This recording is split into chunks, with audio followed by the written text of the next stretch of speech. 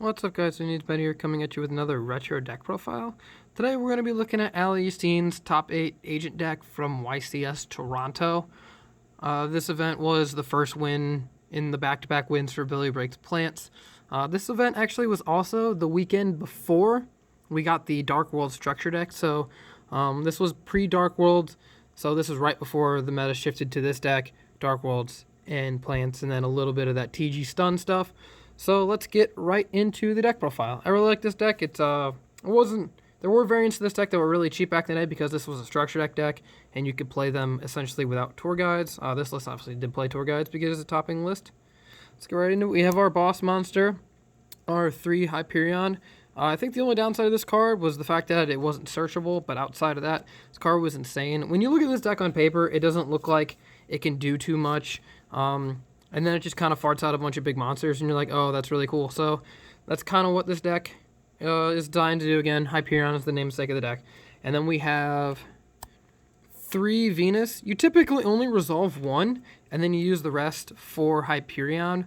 But you can, because Valor was so prominent in this format, you're more likely, if you get the first one Valor, you have, others to go through and stuff like that, and we can search them pretty easily because we have our 3 Earths.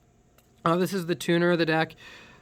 This is kind of a really cool card to banish off of to summon Hyperion or Hyperion's effect, because you can use this as a tuner. So this is one of your tuners of the deck. We do play Birdman as well, which has great synergy with Venus. And then the last agent, this was kind of player preference if you play one Jupiter or not. Essentially, it just makes one of you guys gain 800 and turns it into a beat stick. It can target itself, so you can make this bigger than Stardust if that's ever a relevant interaction.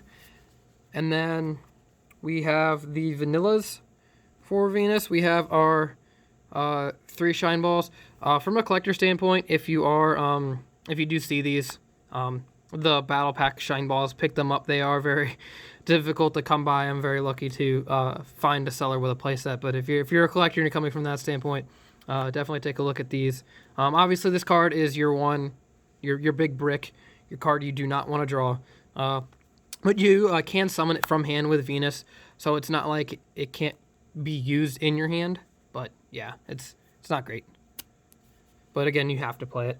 That's, again, like Simon. I will eventually do Simonese Chaos Agents from Seattle because I really like that format. But he did say, like, the weakness of the deck is just drawing Shine Ball. Then we have our Torgun engine. We have our 3 Tour Guys and 1 Sangan. Because we banish to summon Hyperion and things like that, we have a really good Leviaiar play. And then again, this allows us, we have Darks in order to play Soldier. Because our Birdmans do banish themselves. If they're summoned with its effect, when you reveal it, you can special summon it by bouncing 1. This has great interaction with Venus and the Shine Balls because you can make so many different levels with it. You have 5, 6, 7, 8, 9. You have Trish plays. You even have the big Ally of Justice monster, the Decisive armor, which is a hilarious card in the mirror, but we'll get to that when we get to the extra deck. Next, we have our, I don't want to say auto-win cards, but kind of a sacky card here. We got our 2 Kristyas. You can tribute summon. A lot of people forget that you can tribute summon to this card. It doesn't have the not normal summoner set clause. But yeah, this is kind of an auto-win card against plants unless they have like the Dark Hole or something like that.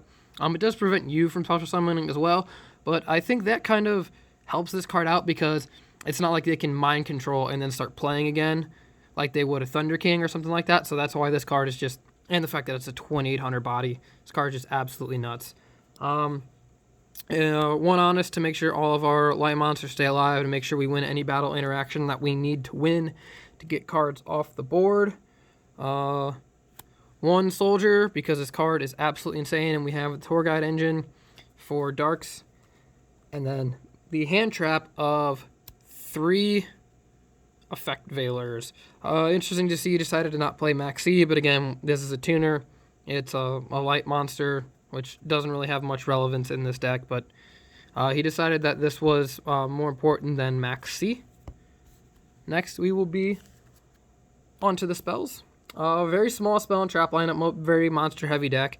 We have our 2 Pot of Dualities. This is just kind of for consistency. A lot of times, our play is just going to be summoning Earth or something like that, or setting Sangan. So this is a great way to filter out to get to our Hyperions faster and go off in the next turn. 1 Mind Control again for level limitation. We play a lot of tuners with the 3 Veiler because a lot of times if you draw double Veiler, you won't need the second one. So you can use that as a tuner.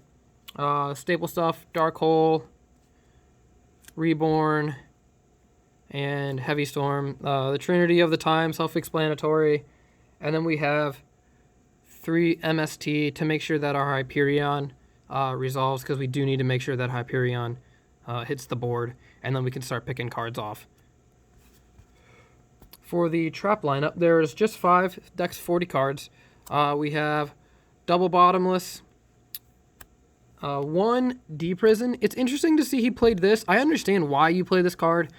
He didn't play Mirror Force, which I think is interesting, but I mean, this card is still really good, and it deals with opposing Kristyas if it's already on the board and things like that. Like, if you draw like either Bottomless or our 2 warnings here, if you draw either of these while Kristya is already on the board or they already have a big monster, does nothing.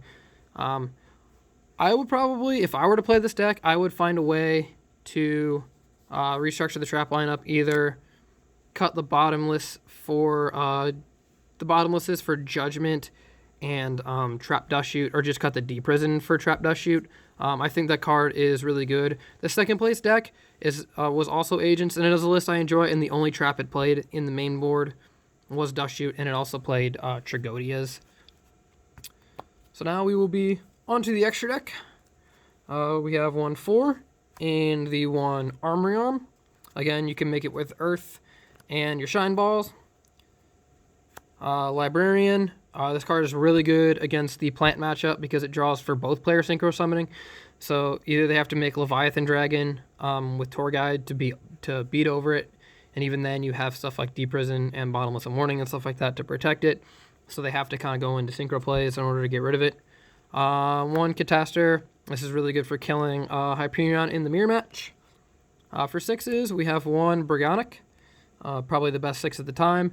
And we also play as 1 Gaia Knight because you can bounce a Shine Ball to your hand after you summon Venus and then sink 6, so it's an easy way to make 6. Black Rose. This card is really cool because you can use your Venus and your Shine Balls, and then, again, Birdman, blow the board, and then just plop your Hyperion out and completely safe. 1 Ancient Fairy Dragon. This card would get even better with the Ruthless Dark Worlds because we have the ability to get rid of gates, but there wasn't at this format, so people typically cut this format off pre-Rabbit, so no Zen mains or things like that. So Dark Worlds would be in the format for a Legacy variant of this format, so this card is good against that deck. For 8s, we have Stardust Dragon and Scrap Dragon. These are the best 8s. A lot of times there is a way to pop out Scrap Dragon with your Shine Balls and then still have another monster on board, so you have a target for Scrap Dragon immediately. For 9s, we have the 1 Trish, best card, probably the best synchro monster in the extra deck, probably the best monster in the extra deck just in general. And then the aforementioned Decisive Armor. So this card is an absolute killer in the mirror. You basically can either pop a set card, you can discard the Feather Duster, or you can just, like, the last effect where you discard your whole hand and then discard every light monster in your opponent's hand, and then they take a bunch of burn damage. Like, that's just hilarious in the mirror. They have to control a light monster to activate these effects, but they usually do because you're playing Agents, and Agents are a light deck, so this is a really good card to make in the mirror. This card can single-handedly win the mirror for you, and it is pretty hilarious when it goes off. For Exceeds, we have the 1 Gachi that came in the initial structure deck. Venus and Gachi is a really strong opening play. Just go Venus, pay 1,000, double Shine Ball, make Gachi with the 2 Shine Balls, and then Venus is 2k. It's a really good play for this deck. It's a really strong opening. The 1 Leviaiar Tour Guides make this, and then it's really good. Again, you could bring back your Earths to use as tuners later on in the game. Awesome card. Leviathan Dragon to be a beat stick card, gets up to 2,500 on the first attach and then 3k after. So this is a great beater, and then we obviously didn't have Acid Golem at the time. And then the last card is one Utopia for the only rank 4 in the deck, mostly used with mind control plays because you almost never have 2 level 4s on board. There will be some duels in the description from this format of us playing this deck. Be sure to like and subscribe for more retro format content, and thanks for watching, guys.